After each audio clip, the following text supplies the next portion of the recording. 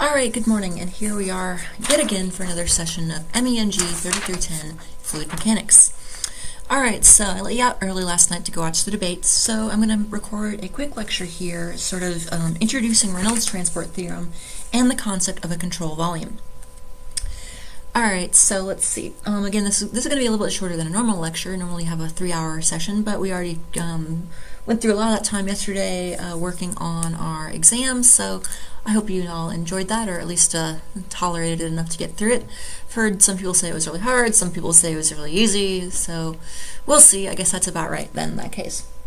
Anyway, so for today, I have 2 learning objectives. First, I wish to define the concept of a control volume, and then second, describe and apply Reynolds transport theorem. Alright, so let's get started. So fundamentally, we need to look at what Reynolds transport theorem is. So what is Reynolds transport theorem? That is the topic for today. So let's take a look. So Reynolds transport theorem. What is this? Well, the book will obviously go through quite a involved explanation of what it is, and I will encourage you to read that there, but I just want to give you a brief introduction today. So what is Reynolds transport theorem? Alright, well fundamentally I would define it as an analytical tool. So analytical tool to shift from describing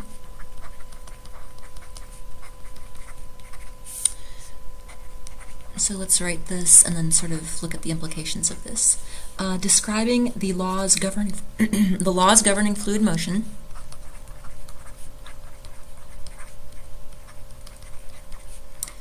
Laws governing fluid motion using a systems concept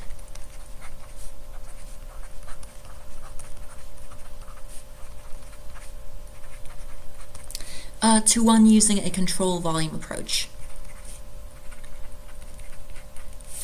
Using a control volume approach.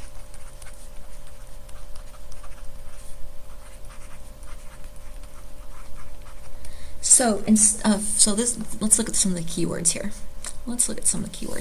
So previously we were looking at it in terms of a systems concept, and now we're going to look at it in terms of a control volume. Control volume. So previously, often we were going to say, okay, let's look at a particular particle or a certain collection of matter or something like that. And then we were going to, and so then we would follow how that matter moves, how it changes, how its pressure changes, how its volume changes, all of that kind of stuff. With a control volume, though, we are abandoning that. Instead of saying we are looking at this clump of matter, now what we're going to say is we are going to look at this collection of space. So let's look at the difference between a system and a control volume.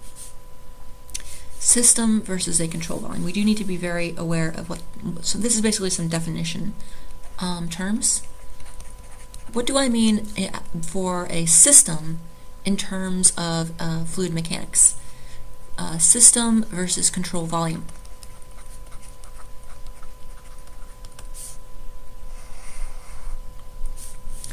Well, let's see.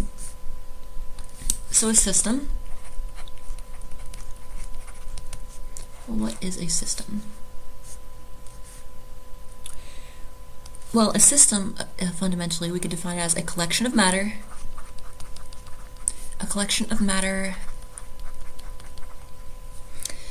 Molecules, etc. When we're looking at things from a systems approach, we are looking at the same collection of particles, the same collection of fluid particles,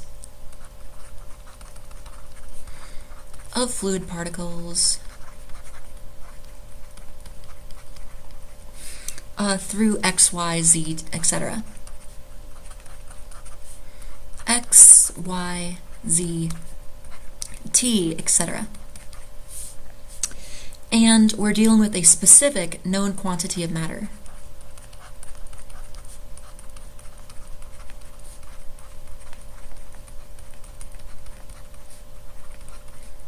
We are dealing with a very specific known quantity of matter.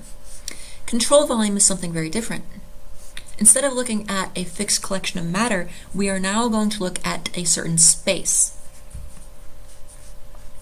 So we can have control volume here. Oh, I cannot spell control, evidently. Control volume, and I'm going to abbreviate this CV. What is a control volume? Well, we can define it as a volume in space through which a fluid may flow.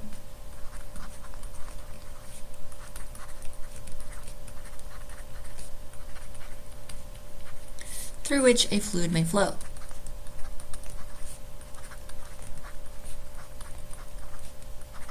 So we're going to be looking at a particular region in space and then analyzing how fluid flows through it, out of it, into it, around it, all of that kind of stuff. Fundamentally, it is defined by geometry. It is defined by geometry. So that's a key takeaway. And it is independent of mass.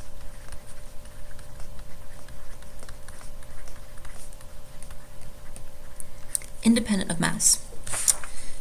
And finally, I need one more definition, and I'm going to call that a, let me see if I can, I can squeeze this on here. And that is a control surface.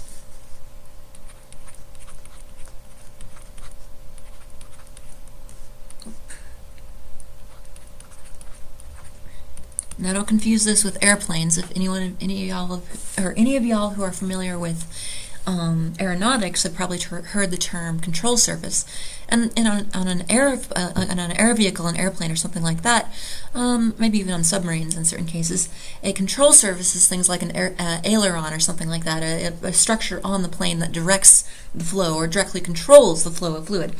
That's not what we're talking about here. So just don't confuse those two, although they may have some similar working principles. You may be able to I suppose you could analyze control surfaces using a control surface, but at least in terms of this class, control surface has a very specific meaning. And that is the outer boundary of the control volume. We're going to consider a control surface to be the outer boundary of a control volume.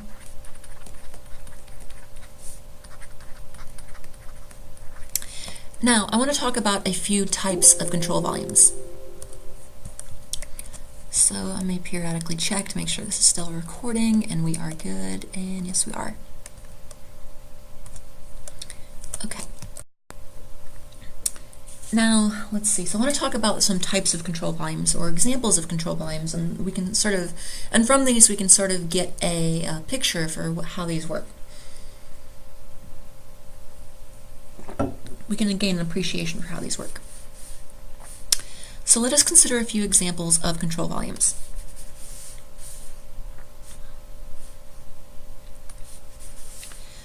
Examples of control volumes.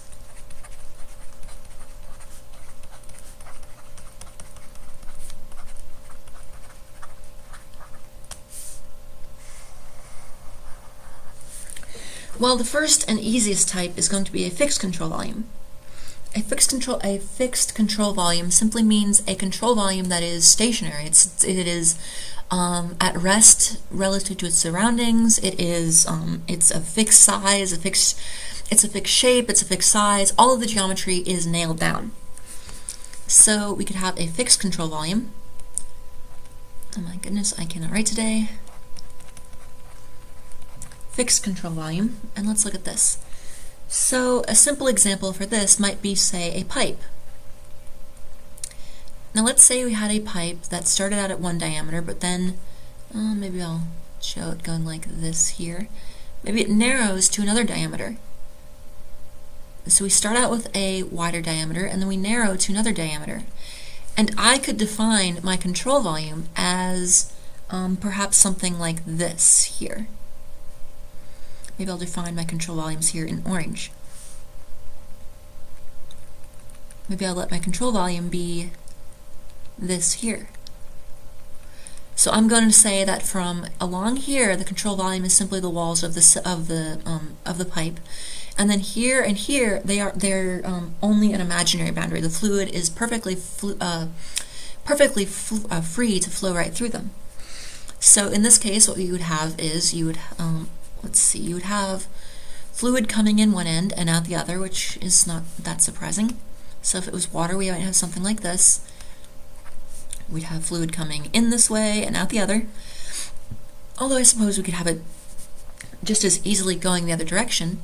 And through performing control volume analysis, we could see that this actually is going to decrease or going to increase in velocity as it passes through the pipe. But we could have seen that from earlier analyses and earlier tools as well. But control volume is definitely a more powerful tool than what we've looked at previously. So here we have a control volume that is fixed, and it is at the diameter change. At the diameter change in a pipe.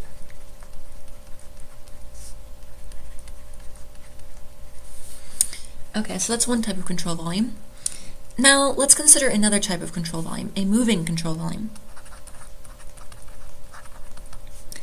This can be very useful if we're looking at a control volume if we want to analyze a system for something that the object itself is moving. For example, a boat, a plane, anything like that, any kind of vehicle, or a car, obviously. Those are cases where a moving control volume is often beneficial. So let's say I had I cannot draw to save my life, you know this by now. But if I draw this is a wing of a plane, a poorly drawn wing at best, and I'm going to draw a jet engine, and I'm also not going to draw this very well.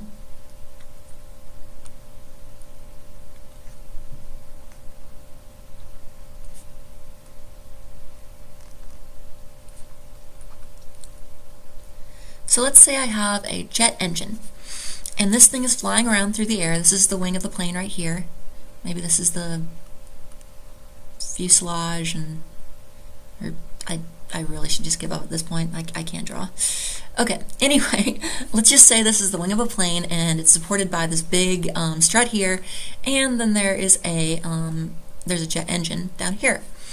And I want to analyze the fluid that is flowing through this. So there's a certain amount of air coming in, there's a certain amount of air going out, there's energy flow involved, there's fuel flowing into this thing. It's a complicated beast. Now, what is beneficial here, though, is that we might want to use a control volume defined as the outer boundary of the jet engine. So in red here, I might define my control volume as something like this.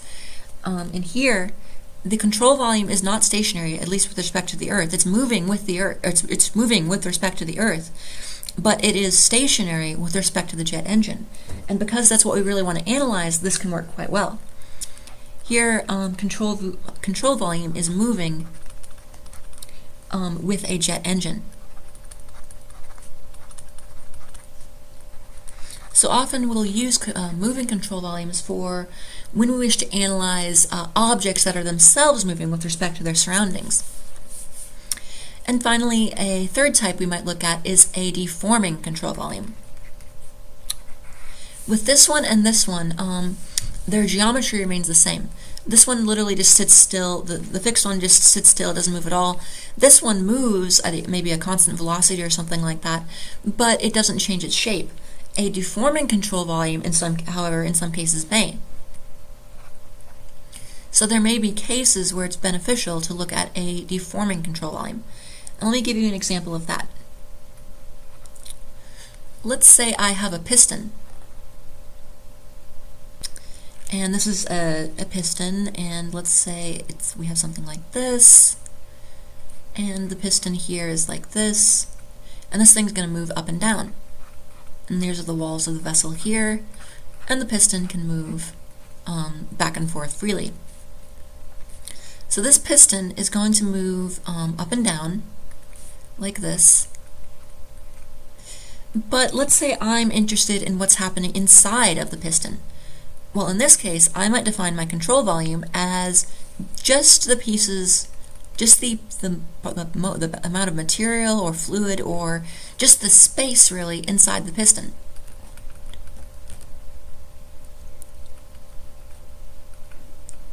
Just the space inside the piston.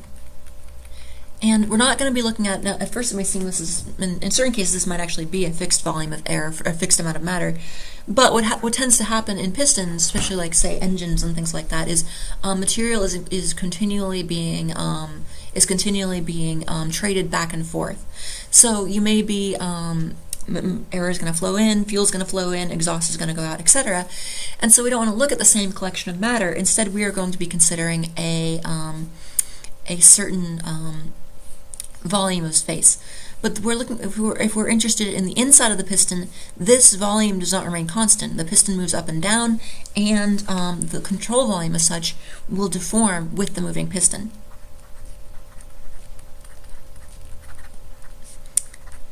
With moving piston.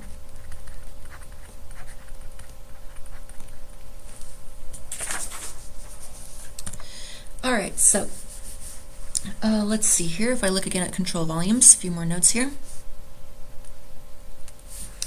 Control volumes, just a few more notes on control volumes. Let's save this.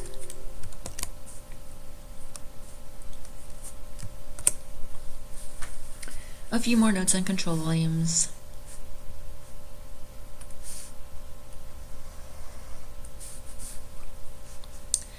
All right, so once we have it, the question then becomes, once we actually defined a control volume for our system, the next important question is, what on earth do we do with it? Once we have it, how is this useful? You know, you're saying, Professor Larson, well, okay, that's nice and all, but what is this thing good for? Well, you'll see. Hopefully, anyway. Theoretically, anyway. Who knows if you'll actually see or not, but we'll see. Okay, anyway, so once control volume is defined, once a control volume is defined,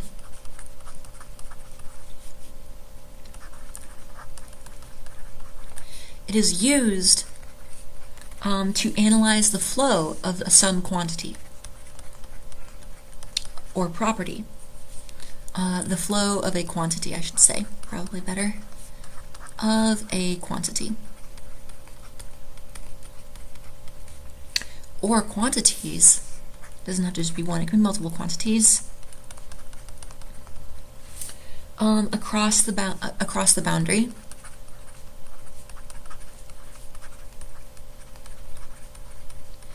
And we apply conservation principles. We apply conservation principles. So we have a few conservation principles, a few big ones, namely, these are just things we've learned from science and from statics and dynamics and things like that. The big one, the first big one is conservation of mass.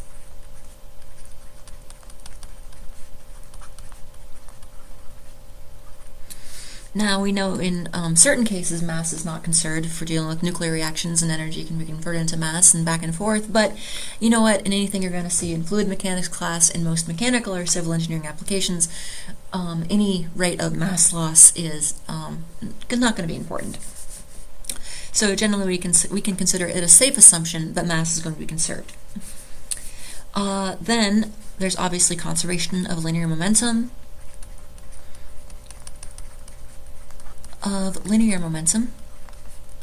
You may also use angular momentum at certain times.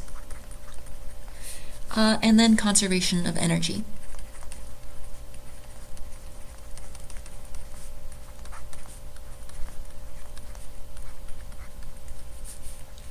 So let's look at which quantities these would represent.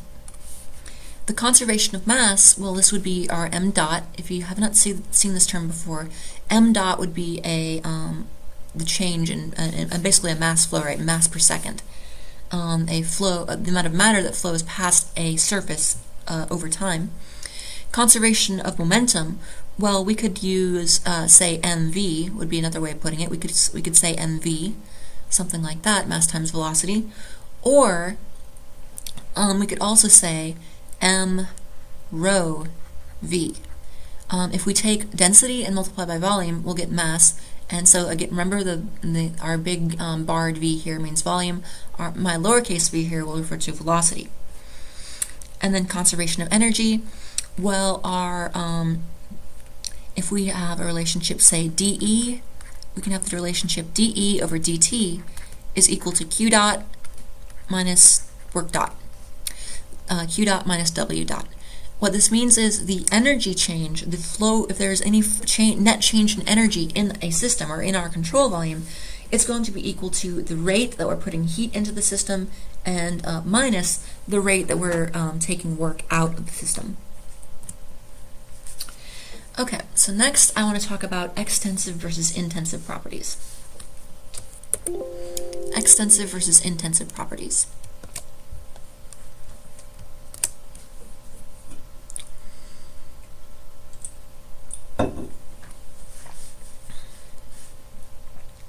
So extensive versus intensive properties.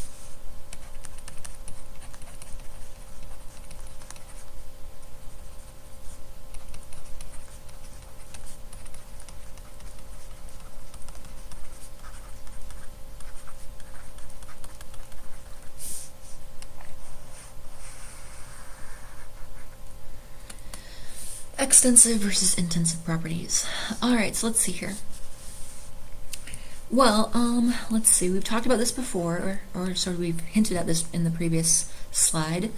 But ddt, the rate of change in either v rho, well, I should use a lowercase v there, v rho v, are velocity, density, and volume, or capital E energy, is going to be equal to, in most cases, the rate of change of mass will be zero unless matter is flowing into the system. The rate in change of this is going to be equal to, this is basically momentum, so the rate of change of that is force, and then the rate of change in energy, as we saw earlier, is q dot minus w dot. Now I'm going to define, or the book will also define these properties here as B, capital B specifically. I'm going to consider these to be capital B. These are properties of our volume. They are mass, momentum, and energy.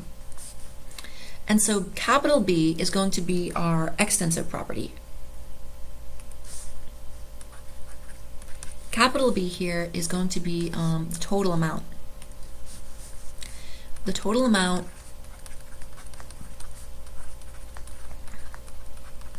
of mass, m, momentum, v rho v, or energy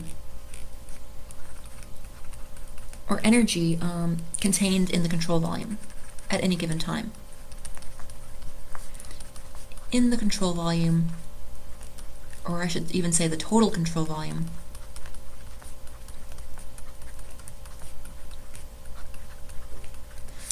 in a given time.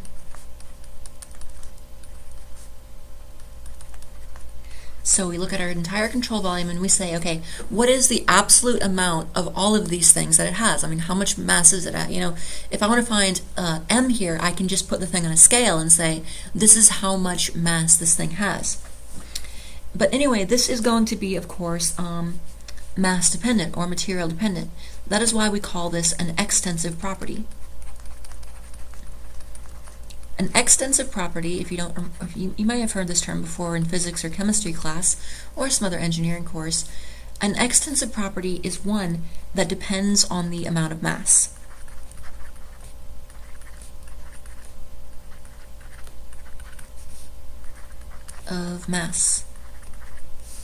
Meanwhile, an intensive property, I'm going to use lowercase b for these to designate, in general, intensive properties. For intensive properties, for lowercase b, this is going to be the amount of B, capital B, of B per unit mass. So in other words, I'm going to be saying, okay, how much mass per unit mass? Well, that's just going to be 1. How much momentum per unit mass? Well, that's going to be velocity. And how much energy per unit mass? So we're going to be looking at each of these in terms of unit mass. And that can be beneficial to look, and it basically can be beneficial to look at certain properties in this way. And again, extensive will be contrast with intensive. An intensive property, this is independent of mass. An intensive property will be any property that is independent of mass. Although we will specifically be considering those that have a unit, have a mass per, have a measurement per unit, a quantity per unit. Another example of an intensive property would be something like temperature. A object can have a certain temperature regardless of how much matter is there. Next, let me save this again. Here. Now, let me create a little table, just sort of summarizing and combining this stuff down. Let me compare B, just in general, a property B, to lowercase b, capital B to lowercase b, which is equal to capital B over mass, m. Well, if I have m, v rho v, and e, if I divide each of these by m, well, mass just becomes 1. This just becomes velocity, and capital E, I'm going to use lowercase e. Lowercase e refers to our unit energy, basically joules per kilogram.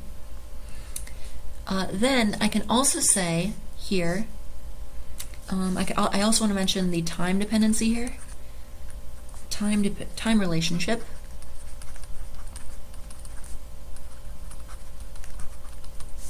Time relationship. Well, a very important relationship here is going to be what a lot of this is really going to come down to. The rate of change for B in the control volume, so dB control volume dt, is going to be equal to the integral of this across the surface of rho B dV dt. So fundamentally, that's what our this is basically an integral across the volume and then the rate of change of that. Okay, and that's fundamental. So this is just a subscript. Again, don't confuse these aren't variables. This is just subscript across the control volume. Our density, our lowercase b, and our volume integral. But the book will go through a more thorough derivation of a lot of the math behind the Reynolds transport theorem, so I would encourage you to read through that. But next I'd like to work through just a simple example illustrating how Reynolds transport theorem may be applied. Alright, so let us consider this here. Actually, you know what? I think I'm going to save this for a few minutes later. I'm going to record an example in another video shortly.